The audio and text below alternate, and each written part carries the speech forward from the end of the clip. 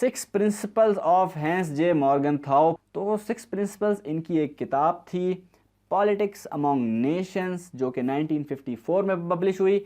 उसमें इन्होंने अपने ये सिक्स प्रिंसिपल्स दिए थे।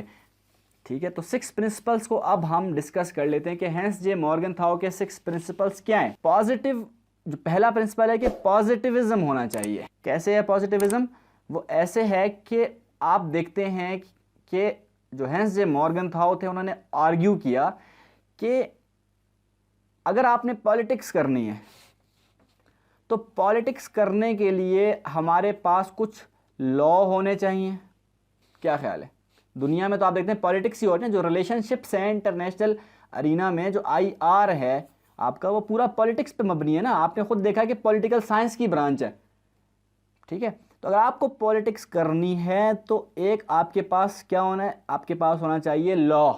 वो लॉ कहाँ से आएगा? वो लॉ वहीं से आएगा जो हमने बात की थी, जनरली एक्सेप्टेड प्रिंसिपल्स। इसको हम जनरली एक्सेप्टेड प्रिंसिपल्स को भी हम ऑब्जेक्टिव लॉज भी कह सकते हैं। ठीक है, तो उन प्रिंसिपल्स पे अगर गौर किया जाए तो हमें पता चलता है कि जो ह्यूमन नेचर है वो कांस्टेंट ह्यूमन नेचर है। ठीक है, यानी कि कल भी इंसान रोटी खाता था, आज भी रोटी खाता है। कल भी, अगर वो कल एग्रेसिव था तो वो आज भी एग्रेसिव है। तो ह्यूमन नेचर वो कांस्टेंट है। ठीक है, आप मुख्तलिफ मैकेनिज्म इख्तियार करके ह्यूमन की नेचर को मजबूर कर देते हो कि वो जो है ना वो सेल्फिश, मतलब फिर भी आप सेल्फिशनेस तो नहीं ख़त्म कर सकते, मगर आप उसके जो इमोरल प्रिंसिपल्स थे, इमोरल एक्शंस थे, उनको आप जो है ना कंट्रोल कर सकते हो। तो कांस्टेंट ह्यूमन नेचर को आइडेंटिफाई किया गया कहाँ से? आपके यही जनरल एक्सेप्टेड जो प्रिंसिपल्स थे, यानी कि जो आपके ऑब्जेक्टिव लॉज थे, उनसे इनको अखज़ किया गया। एक आपकी जो है ना कांस्टेंट ह्यूमन नेचर का प्रिंसिपल निकाला गया। तो politics is in human nature. ये आपको समझ में आ गई बात कि जब हमने ह्यूमन नेचर को देखा तो हमें समझ में आया कि पॉलिटिक्स यानी कि सियासत करना। सियासत मतलब हेरा फेरी करना, हुकूमत बनाने के लिए जद्दोजहद करना, दुनिया पर हुकूमत हासिल करने के लिए जद्दोजहद करना, इसको हम कहते हैं पॉलिटिक्स। तो पॉलिटिक्स जो है वो ह्यूमन नेचर के अंदर है। ठीक है, और पॉलिटिक्स के लॉ क्या हैं? पॉलिटिक्स का सबसे पहला लॉ है सेल्फ इंटरेस्ट। ठीक हो गया। तो अब क्या है, आपको अपने नेशनल इंटरेस्ट को क्या करना है? नेशनल इंटरेस्ट को आपको अपने जो है ना वो सेफ गार्ड करना है इसी पॉलिटिक्स के जरिए। तो ये अपने नेशनल इंटरेस्ट की हिफाजत करना, ये आपका पहला जो प्रिंसिपल है मेन ऑब्जेक्टिव लॉ में आपका, वो ये है कि आप अपने नेशनल इंटरेस्ट को जो है ना वो परस्यू करो, because it is the main, it is a top priority of your state. ठीक हो गया। तो पहला प्रिंसिपल हमें समझ में आ गया कि ऑब्जेक्टिव लॉ है, और वो लॉ क्या है कि आपने नेशनल इंटरेस्ट को जो है ना वो करना है, सिक्योर करना है, क्योंकि पॉलिटिक्स का मेन जो है एस्पेक्ट ही सेल्फ इंटरेस्ट है, नेशनल इंटरेस्ट है। दूसरा प्रिंसिपल वो ये है कि आपका स्ट्रक्चरलिज्म। स्ट्रक्चरलिज्म क्या है? मतलब कि national interest in terms of power. अब नेशनल इंटरेस्ट की तो हमने बात कर ली कि आपने अपने नेशनल इंटरेस्ट को सिक्योर करना है। अब नेशनल इंटरेस्ट है क्या? नेशनल इंटरेस्ट है पावर को गेन करना, यानी कि आपकी, आप कह सकते हैं सिंपल अल्फाज में, आपकी स्ट्रगल फॉर पावर। तो इंटरनेशनल पॉलिटिक्स चूंकि आपकी ह्यूमन नेचर में है, तो ह्यूमन नेचर में ही स्ट्रगल ऑफ पावर है। तो इंटरनेशनल पॉलिटिक्स में और ह्यूमन नेचर दोनों में क्या है? Struggle for power. Increasing towards unipolarity हमने बात कर ली कि एनार्की है, कोई वर्ल्ड गवर्नमेंट नहीं है। तो अगर एक यूनिपोलैरिटी आएगी, आपकी एक स्ट्रक्चर बना रहे हैं ना आप, सबसे बड़ी पावर ऊपर आ रही है, तो वो छोटी पावर्स जो होंगी वो आपस में भी नहीं लड़ेंगी, ये बड़ी पावर उनको भी संभाल लेगी, सीधा कर लेगी। वो हम आगे बात करेंगे कि बड़ी पावर इन छोटी पावर्स को कैसे हैंडल कर सकती है, उसके पास क्या प्रिंसिपल्स हैं, वो भी हम देखेंगे ज़रूर। लेकिन फ़िलहाल आप यही समझें कि यूनिपोलैरिटी यानी कि एक पावर, इसकी तरफ हमें जाना चाहिए। ये है बेसिकली सोल्यूशन दे रहे हैं, या आप कह लें कि इंसान की ख्वाहिश भी यही है, इंसान का बिहेवियर भी यही है, या किसी स्टेट का बिहेवियर भी यही है कि हमें अगर ऊपर हमारे एक बड़ी पावर होगी तो ही हम सीधी तरीके से बैठेंगे, वरना हम तमीज़ से नहीं बैठेंगे। आप देखते हैं बच्चे जब घर में उधम मचाते हैं, जब भी अब्बू आते हैं घर में, आपके अब्बू घर में आएंगे तो बच्चे चुप करके तमीज़ से बैठ जाएंगे। जब अब्बू बाहर होते हैं तो एनार्की होती है घर में, कोई ये नहीं कि ये भाई बड़ा है, ये छोटा है, ये वो, सब उधम मचाया हुआ होता है घर में, ठीक है। लेकिन जब अब्बू आ जाते हैं, यूनिपोलैरिटी आ जाती है, तो ये फिर तमीज़ से, और यही इंसान की नेचर है और यही रियलिज़म है, यही रियलिस्टिक नेचर है इंसान की, ठीक है। तो अब क्या है, नेशनल इंटरेस्ट हैं आपके, वो ठीक है, स्ट्रगल फॉर पावर, पावर तो है ही है, लेकिन डायनेमिक भी हैं आपके नेशनल इंटरेस्ट। ये आपका अगला प्रिंसिपल आ गया कि भाई आपके जो नेशनल इंटरेस्ट है वो सिर्फ पावर ही तो नहीं है, और भी हैं आपके इकोनॉमी को बढ़ाना, ये भी आपका जो है नेशनल इंटरेस्ट है। अपने मुल्क में एजुकेशन लाना, पॉवर्टी को ख़त्म करना, इलिटरेसी को जो है ना बढ़ाना, ये ख़त्म करना, ये तमाम चीज़ें भी आपकी क्या हैं, ये आपकी नेशनल इंटरेस्ट जो है ना वो डायनामिक हैं, यानी कि बहुत से बदलते भी रहते हैं। कभी ऐसा होता है आपकी इकोनॉमी पे बात आती है, कभी आपकी सिक्योरिटी पे बात आ रही होती है। तो by the time being, time to time आपका क्या होता है, आपकी जो है ना वो इंटरेस्ट जो है ना वो वेरी कर रहे होते हैं, चेंज कर रहे होते हैं, ठीक है। तो ये भी रियलिटी ही है, हमें सबको पता है ये रियलिटी, आप सब मानते हैं कि ऐसा होता है, तो ये रियलिटी है, ठीक है ना। तो ये रियलिटी कहाँ से आई, ये रियलिज्म देखो हमें बता रही है कि रियलिटी है, ठीक है। तो रियलिज्म भी लफ्ज़ इसी से निकला है। तो ये क्या है, आपके जो डे टू डे आपके जो इंटरेस्ट हैं ये रिकॉग्नाइज होने चाहिए इंटरनेशनली, वो दो दूसरे कंट्रीज़ हैं वो माने कि हाँ भाई इस मुल्क की इकनॉमी कमज़ोर है, लिहाजा इस मुल्क के साथ जो है ना वो तमीज़ से काम करो, तमीज़ से बात करो, इसकी मिलिट्री कमज़ोर है, लिहाजा इस पर हमने हमला भी नहीं करना है। इसकी जो आपकी अगर मिसाल के तौर पर इस मुल्क के पास न्यूक्लियर वेपन नहीं है और इस मुल्क के पास है, तो तमीज़ का दायरा यही है कि भाई इसका नेशनल इंटरेस्ट ये है कि इसके पास जो है ना वो डिफेंस की कमज़ोरी है, लिहाजा तुम इससे जो है ना वो न्यूक्लियर जो वार है वो इसके ऊपर नहीं आप छेड़ोगे, न्यूक्लियर अटैक नहीं करोगे। यही काम पाकिस्तान ने भी किया हुआ है। पाकिस्तान की मिसाल यहाँ पे दे सकते हैं कि पाकिस्तान ने अपनी फॉरेन पॉलिसी या न्यूक्लियर पॉलिसी में ये बात की हुई है कि हम अपनी जो ऐसी स्टेट्स के ख़िलाफ़ न्यूक्लियर वेपन यूज़ नहीं करेंगे जो कि ख़ुद न्यूक्लियर वेपन स्टेट नहीं है, ठीक हो गया।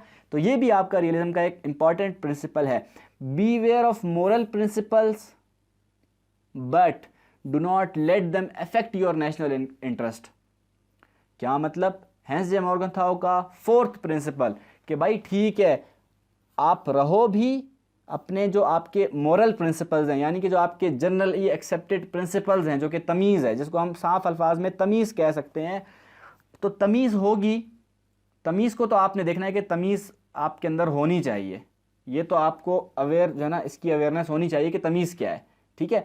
मगर आपको जब आपके नेशनल इंटरेस्ट पे बात आए तो तमीज़ गई तेल लेने, ठीक हो गया, समझ में आ रही है ना बात। तब आपका जो तमीज़ है वो फिर आपने नहीं लानी है बीच में, तब आपका जो मेन फोकस होगा वो नेशनल इंटरेस्ट ही होगा। क्यों, वजह क्या है, हम देखते हैं कि आपने देखा मोरल प्रिंसिपल की बात हुई थी, नेचर ऑफ जो आपकी थी इंडिविजुअल, उसके अंदर बात हुई थी, वो एक इंडिविजुअल के लिए था मामला कि मोरल प्रिंसिपल होनी चाहिए। लेकिन जब पूरी नेशन की बात आती है, पूरे नेशनल इंटरेस्ट की बात आती है, तब यहाँ पर स्टेट आ जाती है, फिर स्टेट को एक्ट करना पड़ता है और स्टेट को पूरी नेशन का जो मफाद है उसको जो मद्देनज़र रखना पड़ता है, ठीक हो गया।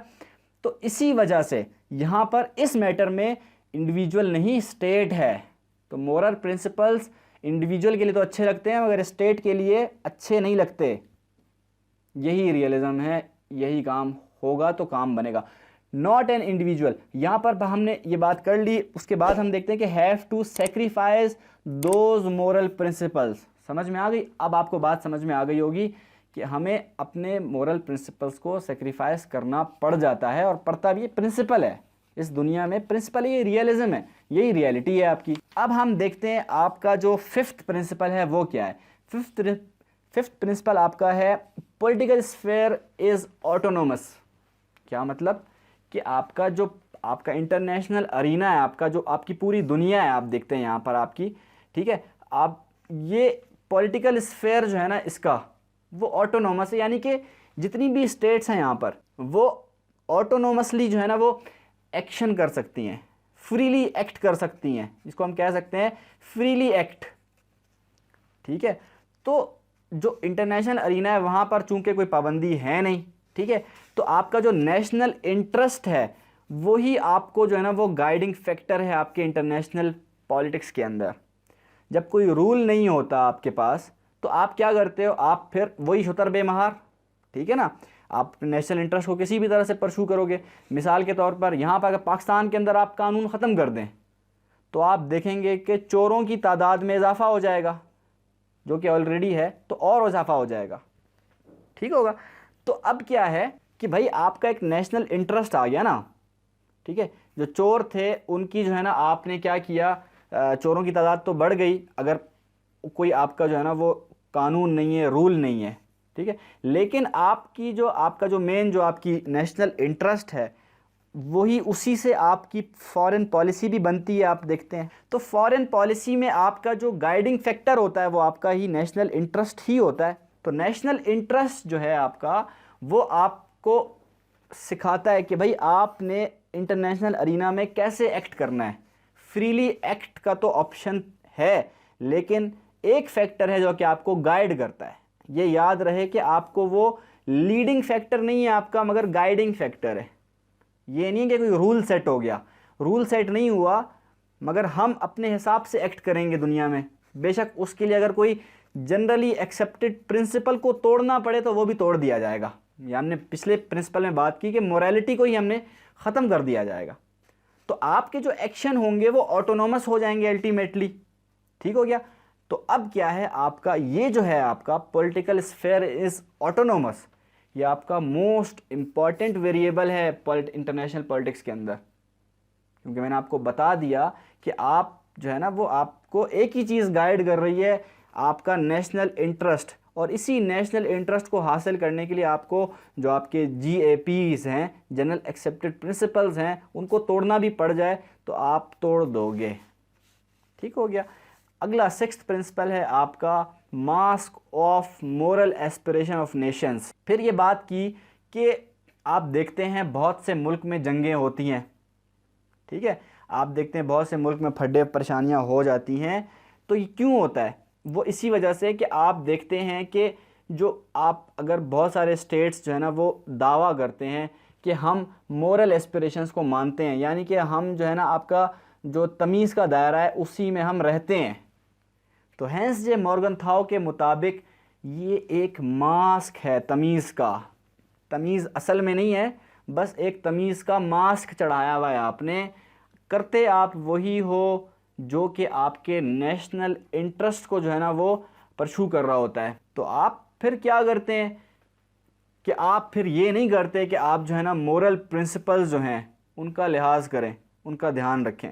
आप फिर जो है ना आप देख सकते हैं कि आप जो है ना वो इसी मोरल प्रिंसिपल के तहत आप देखते हैं कि दूसरे मुल्कों में इंटरवेंशन भी होती है।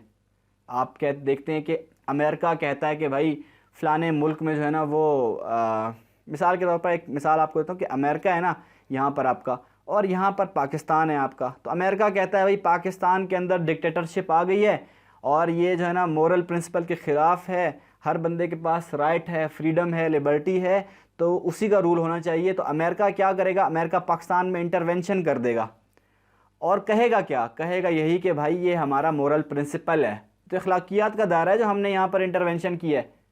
यही मिसाल है, अमेरिका ने जब आपका इराक़ के ऊपर अटैक किया था तो उसने मोरल प्रिंसिपल्स का ही सहारा लिया था और मोरल प्रिंसिपल्स को ही तबाह किया था। समझ आई बात आपको? तो यही आप समझ लें कि आप सहारा भी मोरल प्रिंसिपल्स का ले रहे हैं और तबाह बर्बाद भी इसी मोरल प्रिंसिपल्स को कर रहे हैं। आखिरी जो आपका प्रिंसिपल आ जाता है यहाँ पर, वो आपका आ जाता है कि मतलब इसी प्रिंसिपल में आखिरी जो बात आ जाती है वो यही कि आपका एक्चुअल मोटिव यही होता है हमेशा कि आप नेशनल इंटरेस्ट को ही परस्यू करते हो, मोरल प्रिंसिपल का सिर्फ मास्क चढ़ाते हो आप, और कुछ भी नहीं। ठीक हो गया, ये 6 प्रिंसिपल्स हमने समझ लिए।